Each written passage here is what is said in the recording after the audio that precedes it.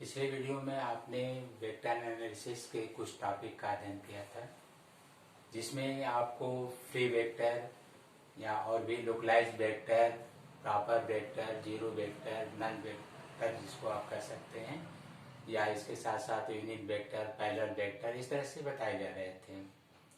तो आपको हम पैरेलल वेक्टर तक रीड कराए थे। तो पैरेलल वेक्टर को फिर हम लेते हुए आगे बढ़ रहे हैं कि किस तरह से इसमें प्रॉब्लम आते हैं और कैसे इसको कम समय में आप सॉल्व करेंगे।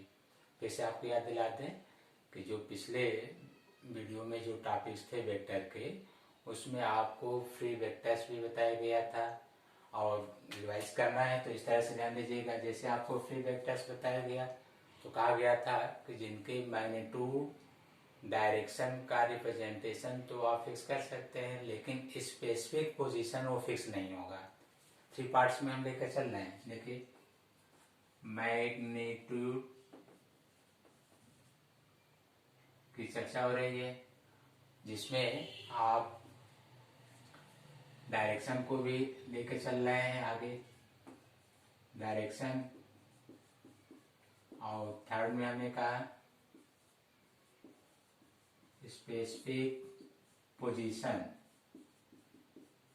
तो आपने ये देखा।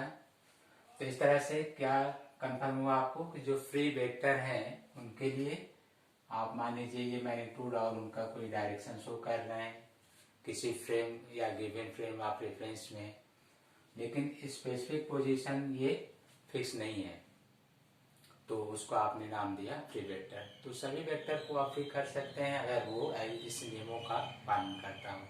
तो फिर से हम इसमें डीप नहीं जाएंगे। फ्री वेक्टर का आपने डिस्कशन किया इस पर। फ्री वेक्टर के बाद आपको लोकलाइज्ड वेक्टर भी बताया गया था। तो लोकलाइज्ड नाम से भी है, जैसे कभी कभी आप सुनते भी हैं लोकल या बाहरी, इस तरह की बात होती है। तो जिसका स्पेसिफिक पोजीशन फिक्स कर दिया जाए। अब ये तो रहेगा ही वेक्टर है, तो दोनों पॉइंट रहेंगे ही रहेंगे वेक्टर है, तो स्पेसिफिक पोजीशन अगर आप इसको फिक्स कर देते हैं तो ये आपका बन गया लोकलाइज्ड वेक्टर। तो इस तरह से आपने दो अलग अलग नाम सुन लिया और इसका डिस्कशन हो चुका था, लोकलाइज्ड वेक्टर और फ्री वेक्टर। इसके आगे भी आपने अध्ययन किया था, जिसमें प्रॉपर वेक्टर बताया गया था। प्रॉपर वेक्टर, तो प्रॉपर वेक्टर में आपने ध्यान दिया होगा कि कोई भी नाम जैसे हमने लिखा होगा ए और बी को मान लेते हैं कि 2 वेक्टर्स हैं जिन्हें हम प्रॉपर वेक्टर कह रहे हैं। तो प्रॉपर वेक्टर की कंडीशन आपको ध्यान देनी होगी, कंडीशन, और वो लिखा भी होगा हमने क्या कि अगर ये प्रॉपर वेक्टर हैं तो इनके मैग्नीट्यूड 0 नहीं होने चाहिए, इस तरह से। तो आप कह सकते हैं कि all given vectors are proper vectors if their magnitudes are not equal to 0। तो उनके जो इंडिविजुअल मैग्नीट्यूड्स है वो 0 नहीं होने चाहिए। तो किसी को भी हम प्रॉपर वेक्टर ले सकते हैं। वो जैसे हमने कहा वेलोसिटी है, एक्सेलरेशन है, फोर्स है, मोमेंटम है, सबको प्रॉपर मेजर कर लेंगे और पर्टिकुलर उसका कोई मैग्नीट्यूड 0 नहीं लेंगे। जैसे आप P लिख रहे हैं, देखिए संवेग या लीनियर मोमेंटम, तो P equal to m into v. m जो है मास है, v वेलोसिटी है, तो इनमें से कोई एक पार्ट आप 0 कर देंगे तो ये टोटल 0 हो जाएगा। तो P आपने 0 शो कर दिया मैग्नीट्यूड, तो इसका मतलब P को आप प्रॉपर वेक्टर की तरह नहीं दिखाना चाहते हैं और ये प्रॉपर वेक्टर नहीं होगा। तो प्रॉपर वेक्टर भी बताया गया था। बाकी नल वेक्टर को रिपीट करने का कोई मतलब नहीं, मैग्नीट्यूड 0 होना चाहिए। यूनिट वेक्टर बताया गया था, उसका एक्सप्लेनेशन दिया गया था। जो डायरेक्शन को ध्यान रखिएगा कि unit vector represented the direction of given vector. Main point है एकांक सदिश किसी दिए हुए सदिश की दिशा को प्रदर्शित करता है। एकांक सदिश किसी दिए हुए सदिश की दिशा को प्रदर्शित करता है, तो ये आपको ध्यान देना है। तो इस तरह से हम यूनिट वेक्टर का डिस्कशन ज्यादा किए होंगे। जैसे ए वेक्टर है, इसके मॉडुलस को आप इस तरह दिखा दीजिए, इसके डायरेक्शन को ऐसे ले लीजिए, तो A cap equal to vector A upon modulus of A, ये आपने नोट कर लिया।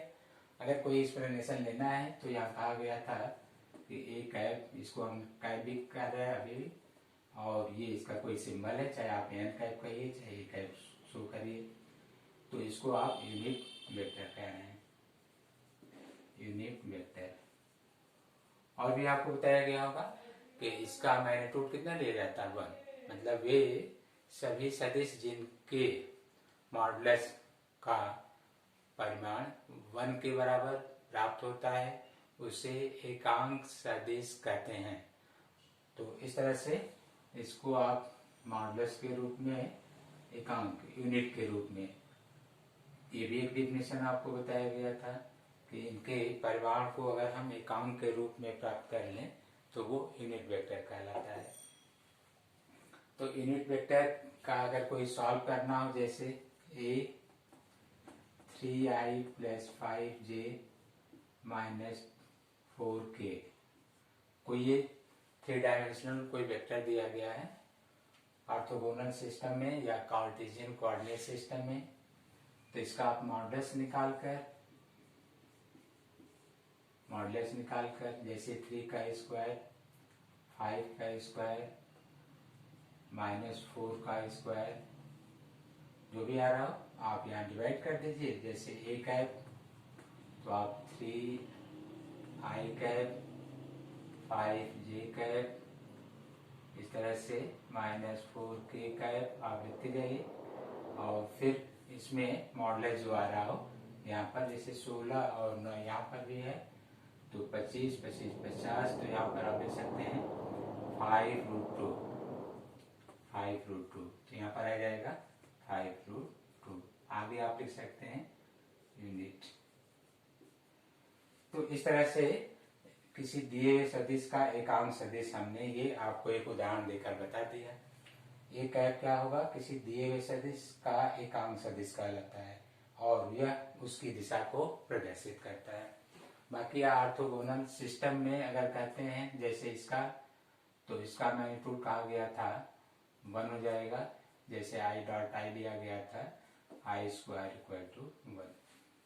तो आगे बढ़ते हैं, ये सब आप पढ़ चुके हैं, क्योंकि फिर से इसमें बैठ जाने का कोई मतलब नहीं, बहुत कोई अच्छे टॉपिक भी नहीं है कि आप इतना समय लें इसी पर।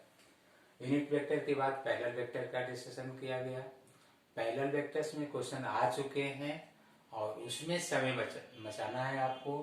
हम प्रयास करेंगे कि जो आया हुआ क्वेश्चन है, नंबर कुछ भी हम लिख दें, लेकिन उसका एक बार प्रैक्टिस हो जाना चाहिए कि आप देखेंगे।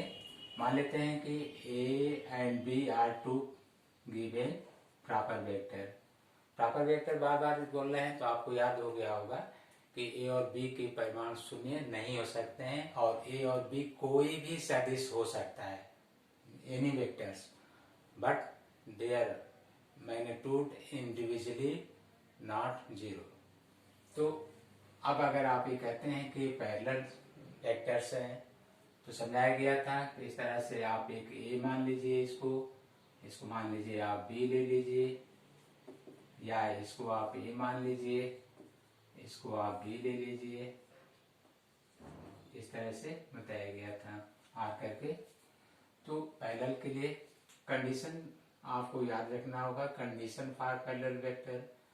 नोट्स आप इस तरह से जो मेन पॉइंट है वो लिखते जाइएगा, हमेशा कॉपी पेन साथ में लिए रहिए और साथ में जहाँ जहाँ पॉइंट हम बता रहे जो आ चुका है उसको थोड़ा नोट करिए।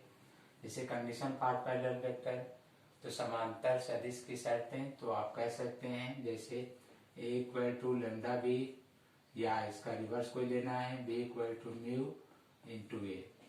हम यहाँ पर बार बार वेक्टर नहीं लगाएंगे, जब वेक्टर कह रहे हैं तो ये है इंक्लूडिंग, लिखने का सिंबल आप मान लीजिए कि हम इसी को वेक्टर मान रहे हैं बिना लिखे, तो ये आपका टाइम भी बचेगा, आप एक बार हेल्प भी कर रहे हैं। तो इस तरह से इनको डिफाइन किया गया था कि ये पैरेलल वेक्टर की कंडीशन को फॉलो करते हैं। अब आपको ये भी ध्यान देना होगा, जैसे हमने समझाया कहीं पेपर में ऑब्जेक्टिव क्वेश्चन में दिया गया a - λb = 0, तो बात तो वही है, दो सदिश समांतर हैं तो इसके नियम का फॉलो कर रहे होंगे। या इसमें आ गया b minus mu A equal to 0, तो भी सही है, इसका फॉलो हो रहा होगा। तो ये ध्यान देना होगा कि इस तरह से आप इसको याद करेंगे। दूसरा कंडीशन आपको बता दिया।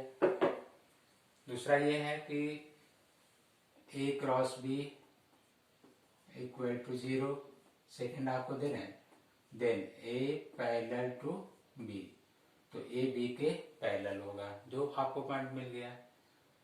तीसरा, if two vectors are parallel, यदि दो सदिश समांतर हैं तो उनके बीच का कोण एंगल बिटवीन, शॉर्ट में बिटवीन लिखा जा रहा है, एंगल बिटवीन देम, तो आपको अभी हमने बताया 0 एंड पाई, 0 और पाई। तो इस तरह से यदि दो सदिश समांतर हैं तो उनके मध्य या तो कोण शून्य होगा या पाई होना चाहिए, इसके अलावा नहीं तो फिर वो समांतर सदिश नहीं होंगे। तो ये दिखाया गया, पाई में अपोजिट होंगे और 0 में लाइक, अर्थात हम पैरेलल वेक्टर का दो पार्ट कर रहे हैं, दो अलग अलग पोजीशन दे रहे हैं फेज एंगल में, तो दो पार्ट कर रहे हैं। एक जैसा अभी हमने किया like parallel vectors, like parallel vectors अभी जैसा हमने लिखा था, और दूसरा unlike parallel vectors, unlike parallel vectors. तो लाइक पैरेलल वेक्टर्स के लिए एंगल क्या होना चाहिए 0, क्योंकि वो सेम डायरेक्शन में है, तभी लाइक पैरेलल कहा गया है। अनलाइक पैरेलल वेक्टर्स के लिए एंगल क्या होना चाहिए, तो पाई रेडियन, क्योंकि वो अपोजिट डायरेक्शन में है, एक इधर है तो आप ये कह सकते हैं कि एक दूसरा अपोजिट डायरेक्शन में है, इधर कहीं है। तो ये आपको रिवीजन में मिला, यहाँ तक डिस्कशन हुए होंगे समांतर सदिश के बारे में। तो समांतर सदिश में आपको 3 पॉइंट्स मिला और एक न्यूमेरिकल भी देख लीजिए। जैसे मान लीजिए a1 x plus b1 y plus c1 z equal to 0, a2 x b2 y c2 z equal to 0। जैसे देखिए, तो इनमें से रेशियो जैसे a1 by a2, b1 by b2, c1 by c2, then given equations are parallel together. तो जो आपको समीकरण दिया गया है उनमें आप कह सकते हैं कि ये दोनों आपस में क्या है, समांतर हैं। तो ये 3 के बाद आप 4 कंडीशन ले सकते हैं। उसमें इस तरह का भी कुछ आता है जो आपको ध्यान देना है। कह सकता है कि ये 2 इक्वेशन दिए गए हैं, इनके समांतर होने की शर्त, तो ये तो हम करेक्ट लिख दिए। ऑप्शन बनाना होगा तो अगली बार ऐसे कर देंगे, तो सेकंड ऑप्शन हो गया, अगली बार इसको कट कर देंगे, थर्ड ऑप्शन हो गया, अगली बार इन सबको कट कर देंगे, फोर्थ ऑप्शन बन गया। तो ये अभी आपको बनाना है, तो आप इसको ध्यान देंगे इस तरह से। चलिए अब देखिए, कुछ न्यूमेरिकल बेसिस भी कर लिया जाए। आपको दिया जा रहा है A I cap plus 4j cap plus 6k cap, ये कोई आपको सदिश दिया गया है इक्वल टू 0, ये बताया गया है। दूसरा मान लीजिए लिख दिया गया 2i कैप माइनस में है plus 3j cap plus 4k cap equal to 0। तो ये 2 सदिश आपको दिए गए हैं जो कहा जा रहा है समांतर है। अब न्यूमेरिकल वैल्यू दे रहे हैं, ऐसे पॉइंट वाइज लिखिएगा, जैसे हमने 4 या 5 पॉइंट कहा है और इसको दे रहे हैं, इसको आप ध्यान दीजिएगा। तो कहा जा रहा है कि ये समांतर हैं या पैरेलल हैं, तो क्या डिफाइन करना होगा, फाइंड मैग्नीट्यूड ऑफ ए या मैग्नीट्यूड ऑफ आई। तो इसमें ए का परिमाण कितना होगा, तो आसान है, अभी हमने बताया। आप इनका रेशियो ले लीजिए, ठीक है, और इनको सॉल्व कर लीजिए। लेकिन ध्यान दीजिएगा, हम रैंडम लिख रहे हैं तो हमारा आंसर ब्लैक भी आ सकता है, क्योंकि सेट करना पड़ता है। कैसे सेट करने का मतलब हमारा क्या है, जैसे देखिए हमने कोई सेट किया नहीं है तो रेशियो हो सकता है इक्वल ना है। -2 जैसे है, इसका ले लिया, इक्वल कर दिया 4/3, तो देखिए ए की वैल्यू आ गया -8/3। यहाँ पर आप इसको सॉल्व कर लीजिए। जैसे यहाँ पर है a/-2, आप इसको ले लीजिए